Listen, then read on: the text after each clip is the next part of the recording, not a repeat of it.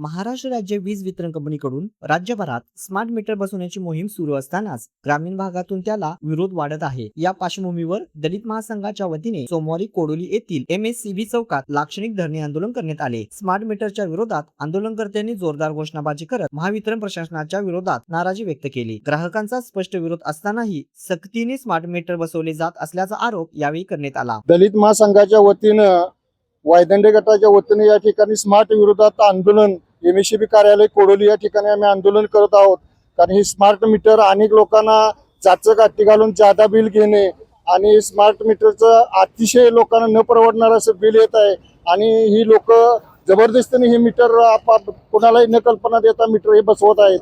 अशा मीटर तातडीने तत्काळ थांबवावे या मागणीसाठी दलित महासंघाच्या वतीनं या ठिकाणी आम्ही ठिय्या आंदोलन धरलंय आणि निदर्शन करलंय। जोपर्यंत या मीटरचा निकष लागत नाही तोवर दलित महासंघाच्या वतीनं असे तीव्र आंदोलन या ठिकाणी छेडणार असा इशारा या ठिकाणी मी दलित महासंघाच्या वतीनं देत आहे। या आंदोलनात दलित महासंघाचे पदाधिकारी व कार्यकर्ते मोठ्या संख्येने सहभागी झाले होते। आंदोलन दरम्यान घोषणाबाजी करून प्रशासनाचे लक्ष वेधण्याचा प्रयत्न करण्यात आला। नागरिकांनीही आंदोलनाला पाठिंबा दर्शवत सहभाग नोंदवला। स्वतःचा बंगला हवा आहे का?